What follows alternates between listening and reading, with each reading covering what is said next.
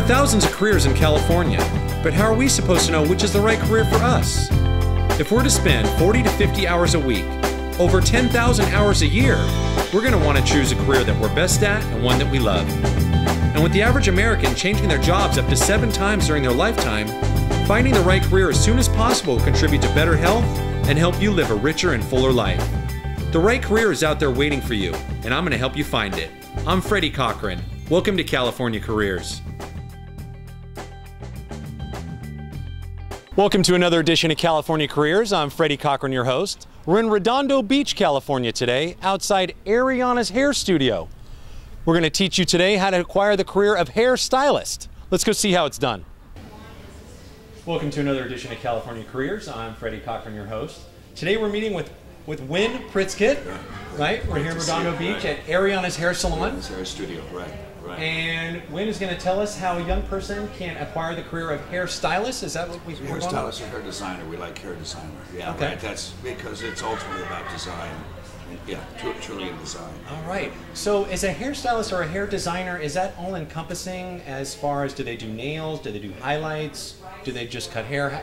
Tell us about that position. There's basically three different divisions in beauty that you're state licensed by. And I'm a cosmetologist, licensed by the state.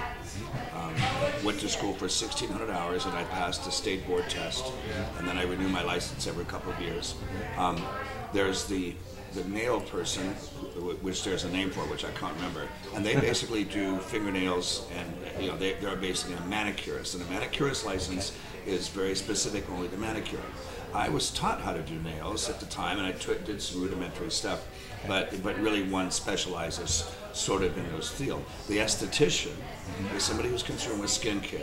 Okay. And they go to school for less than 1,600 hours, and they have an esthetician's license, which basically focuses on skincare.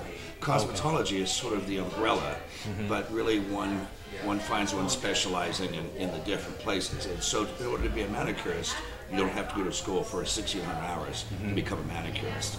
And I would say I'm a terrible manicurist. So that 1,600 hours was basically for the most part studying the skin and nails and hair, but really focused mostly on hair. So you're a cosmetologist? I'm a cosmetologist. Okay. Right. Did you always want to be a cosmetologist, or how did that come about? I was a machinist when I left college, and I became a tool and die machinist, which is making very specific aircraft parts out of aluminum. And you took a big block of aluminum, and I designed the things that would hold the piece of aluminum. And then it would make a carve and carve and carve, and pretty soon we had this amazingly tiny, intricate part. But the working conditions were pretty tough. I was in a machine shop, worked 60 hours a week. It was really hot. And I really decided that my mom actually came up with this, and I wanted to be my own boss. I wanted to be creative every day and work in a nice environment. And so I decided to go to beauty school, just sort of on a lark, and thinking that perhaps once I got my license, then if I found something else I wanted to pursue, I could go ahead and it would give me time to do that. But when I started out in the business and I started apprenticing, I fell in love with the business because of critically, you're your own boss, and you're a creative on an hourly basis. Much like an artist, I have a new canvas that comes in the door every hour, and I get to create on that canvas. And the canvas comes back, and you get to recreate. Nice. And the greatest thing about this business is taking somebody when they come in and their appearance and empowering them through their appearance. Is taking that canvas and making it really work. There's an old saying that says that a big stone is a beautiful sculpture without all the right pieces removed. And I've always looked in my job, in terms of what I do, as removing just the right amount of pieces or hair, so that you have a beautiful sculpture.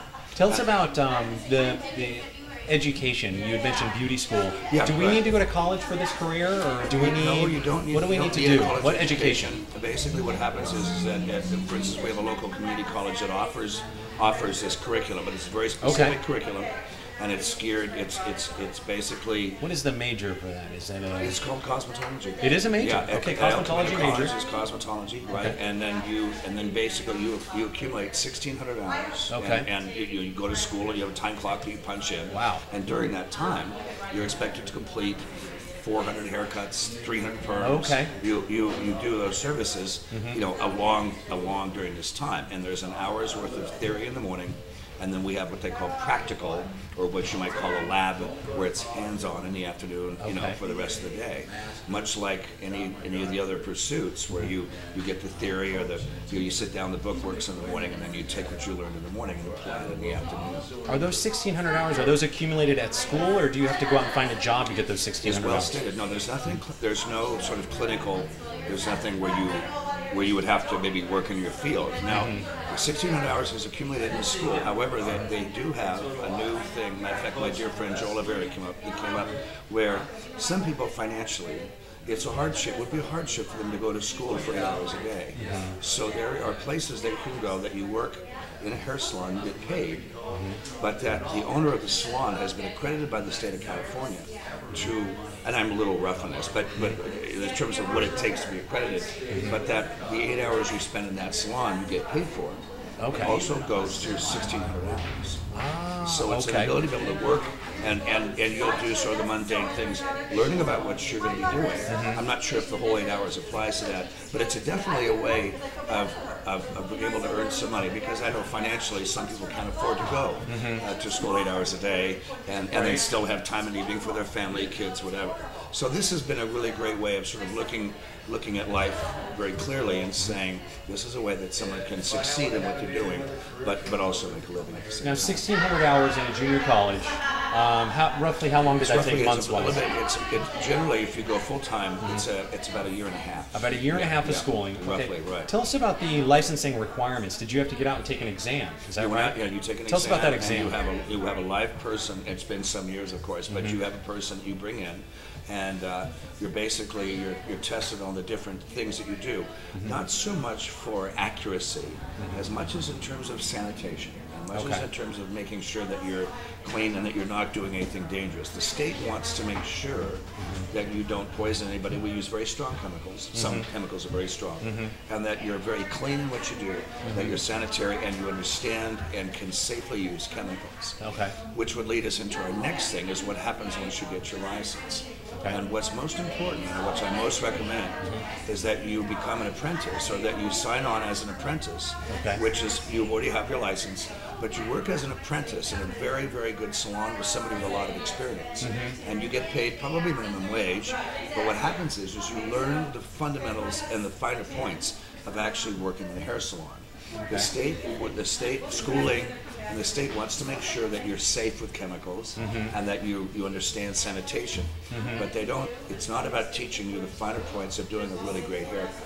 So that's the apprenticing stage, which is that next stage, which involves is the education where you work with somebody who's really good, you understand the pacing of how you work through a day, the subtle nuances of doing really great hair color. And that's the practical sort of experience. We would almost call that interning, except that it's a little more fluid than that. You know, some degrees require you be an intern for X amount of time, but this is really elective, and you could even be working part-time on your own.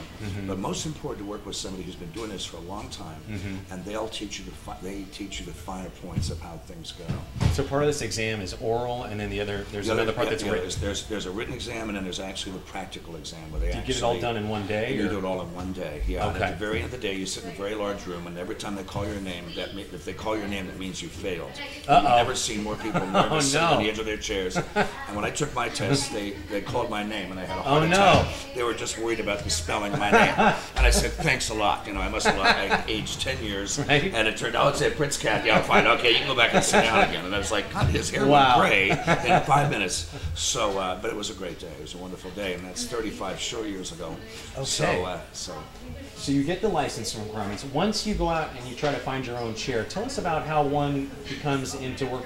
You can work for yourself, you can work for a salon, or tell us about the different types of avenues about employment. There are several different ways of going, and especially in today's climate. Let's say I, of course, started when I was 20 years old and was still living at home pretty much. So I was able to be an apprentice, and then after 9 months of apprenticing, moved on to my own, and by then I built up some friends and things, people say that I was doing.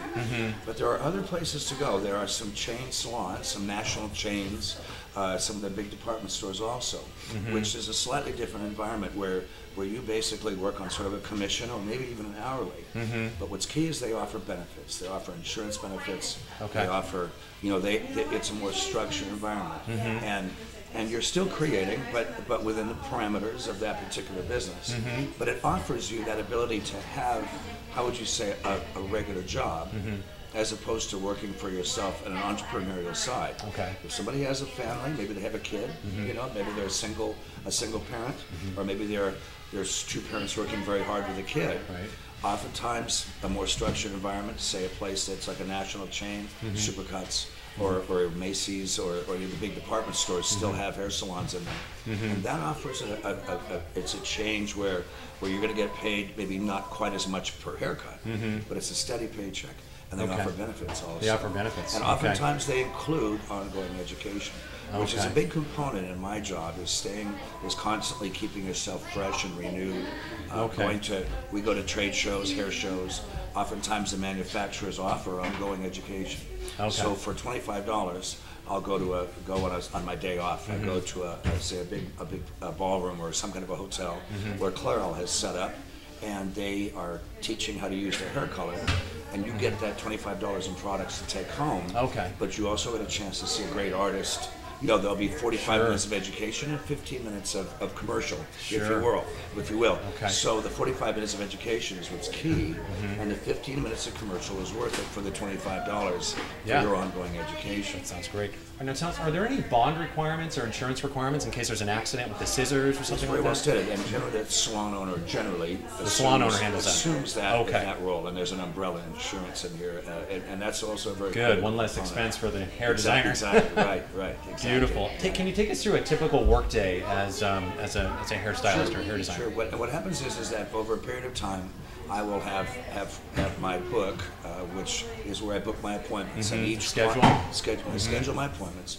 And generally, what we have, I book out, for instance, an hour of time for a haircut. But then I might have a hair color, which is the color, a base color, where you put color on the base.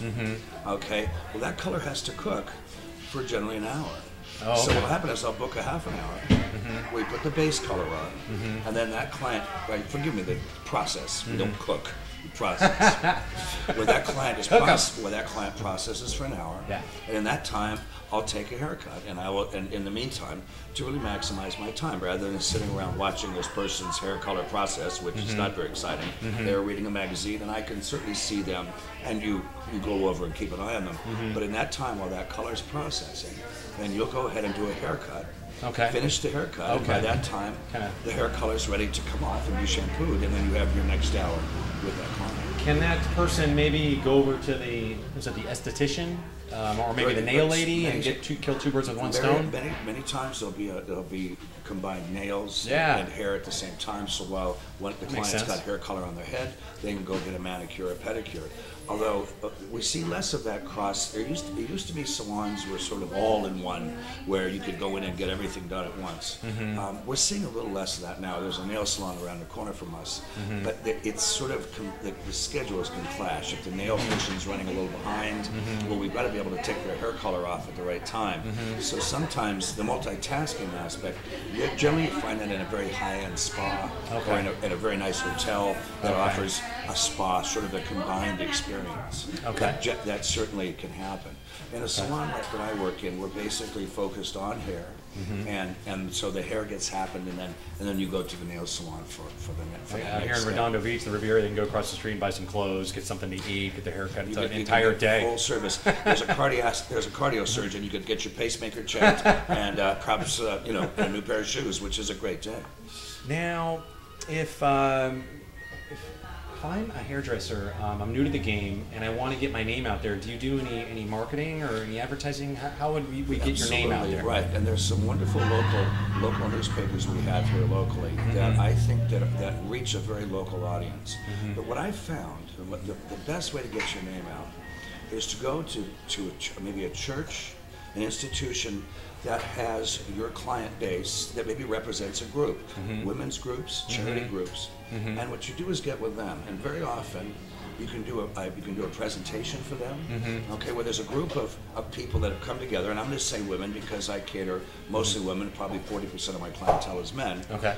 But in the sense of getting your name out, what we do is you would go ahead and go to this group, and for instance, we have some women's charity groups that will have sort of they have a fundraiser that's a fashion show. Okay, and so what you do is you volunteer, and you go to and you volunteer and do hair for them, you know, for free, but you do all the hair at that fashion show. Okay. So what happens is you've got the group that you're helping, the women who are part of that charity. You've also got a captive audience. You've got 150 people in the audience at that fashion show who are going to see your work. Because you volunteered, they're very happy to give you very clear credit and very clearly say, gee, our great hairdresser Fred is the one that did all this hair. How about a word of applause? So there's a no-lose situation in there. Everybody gains because you volunteered and provided a service. But also it's a great way to get your name out there. And I almost think that it's a better fit that way, because that way people kind of see what you do. And if you're really good at doing long hair and an updo and you do 10 of those, the people that will come to you are probably people that have long hair that would prefer to wear updos. Conversely, shorter hair. In other words, that's how you sort of niche, you put yourself in that niche. And that's also a very effective way of doing that, and it's surprisingly easy and effective, because there's a lot of charity groups that operate that are always looking for that kind of thing, and everybody wins in that particular one. But local advertising can be also a very positive thing, but expensive. It sounds it's expensive, and I will see sometimes hairdressers ancillary. They advertise a coupon 20% off for your first haircut. Well, unfortunately, the only people that respond to that are people that go all over the area, getting 20% off. They're getting first haircuts everywhere. But also, it kind of makes your regular clients feel bad, because why aren't they getting 20% off when they've been loyal? So it's a double-edged sword. I mean, you have to be very careful. The other thing I'm always struck by is when hairdressers advertise and they show a picture of themselves. And you know what? Again, I would like to believe that my work is far greater than my looks, and so it always cracks me up when you see somebody and I would rather see a on picture. their card. Exactly, and it's like, well, fine, but what kind of work can you do? Right. If you show a picture of your work, you're going to do far better by coming in. One of the most talented hairdressers I've ever saw, I saw him at the World Show in Vegas. His name was Youngeras, and he was a funny old man that had big glasses at the end of his nose, and he did some of the most beautiful work I've ever seen in my entire life. So it doesn't matter what the hairdresser looks like, it's the kind of work they can do. I mean, it sounds like marketing, you could sort of use your imagination. You could, you know, through the U.S. mail, through coupons, or radio, or even a website. Do you guys do any website technical? is true, and I think Facebook can also be a tremendous, tremendous. You know, the social media is very important, and I think there's one of our hairdressers here has got some deal where apparently you give out services for one day, and everybody buys a coupon for maybe half off the service, and then it turns out that everybody can come and experience the service. It's kind of one of those kind of there's a word for it, I can't remember, but it's like a sale that goes on for like 4 hours, or something like that. And I think she's seen her business improve also. You're only limited by your imagination. By imagination. You've been doing this for 20 years? For 35 years. 35 years? Started when I was 20. Wow. 56. So tell us what you love. I mean, obviously you're happy doing this. You're a happy guy. I know you outside of the hair salon. Tell us, what do you love about this career? The greatest thing about my job is I get to create. When I say create on a daily basis, when somebody comes in, when somebody sits in my chair, the most important thing they know is they're getting my full undivided attention, and I've kept myself I've educated myself. I've gone out and taken classes. I work for Clairol as an educator. But every part of my experience is when you sit down with my client, and the first thing before you shampoo your hair, before you do anything, we have the consultation. And we talk about the client's expectations versus their realization. Because as we know in life, expectation versus realization, sometimes what we're hoping for and what we're expecting are far different than what we're realizing. My job is to put those together with the client and hopefully provide something for him or her that makes them feel better about themselves. The greatest part of my day is when we do something sometimes the same, but even sometimes quite different. And I watch my client walk out the door, and she feels... Especially with women, they have so many different versatile type of hairdos. And to create something that's really special, where that person feels better about themselves. Confidence is higher, happier. I have a dear friend of mine who's a dentist, and we went out to dinner one time, and and several people stopped by the table and said how much they liked their hair. And what he said, I never thought about this. He said every time people see me, the best it's going to be is not hurt too much. When you go to the dentist, you don't leave the dentist. I mean, ultimately, maybe you'll be in less pain or you have a better smile. Yeah. But basically, when you go to the dentist, the best it's going to be is it didn't hurt too badly. Right. When people leave me, they're feeling really good about themselves. Is there any cons to this career? Anything that's not so grand? Well, what I would say is that you have to be self-motivated and you have to be dedicated. And because what's most important is that when you say you're going to be here at 10 o'clock, you're here at 9:45. Okay. You know, and you really Gotta want to be be punctual. self-motivated. Got to be punctual, because as we all are in life, if we get there at 10 and the person that said they'd be there at 10 is there at 15:15, Right. you know, it doesn't work very well. Right. But that, I would say that's not a con, but it does ask ourselves to look and say, are we the kind of person that can be our own boss and be self-motivated? There's often times where there's other salon environments that are maybe more structured or that kind of thing.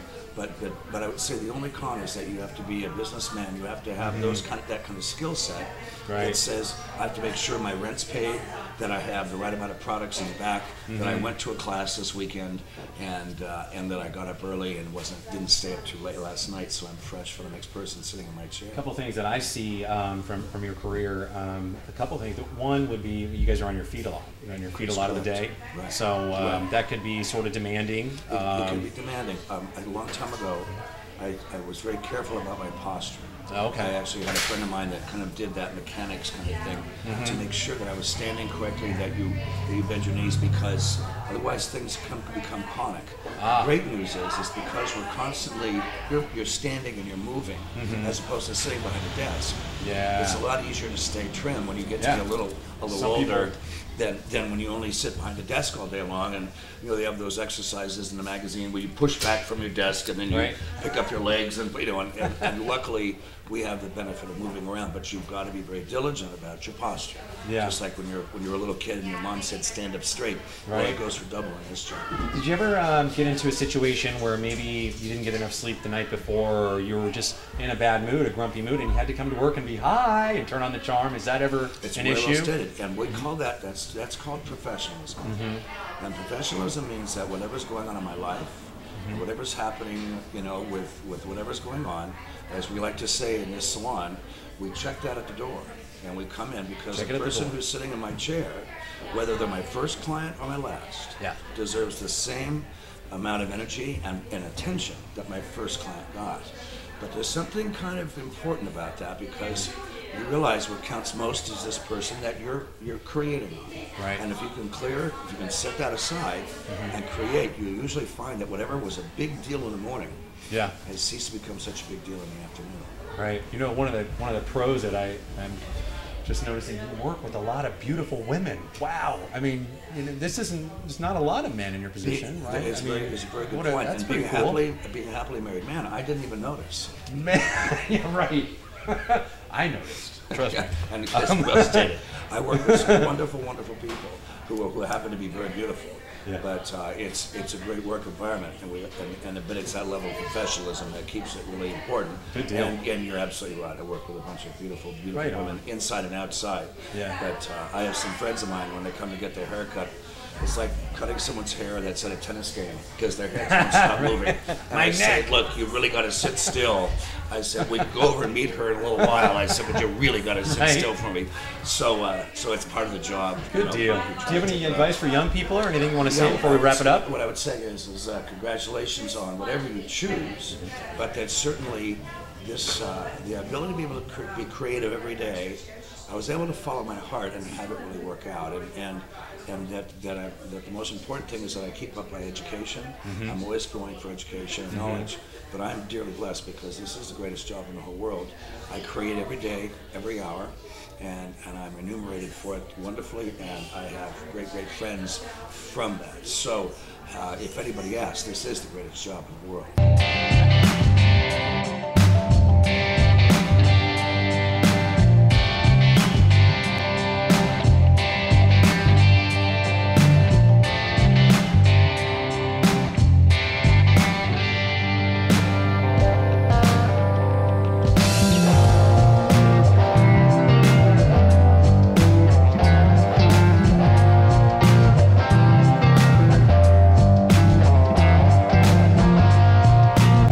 There you have it.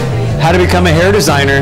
This is Freddy Cochran, Internetwork TV for California Careers. Take care.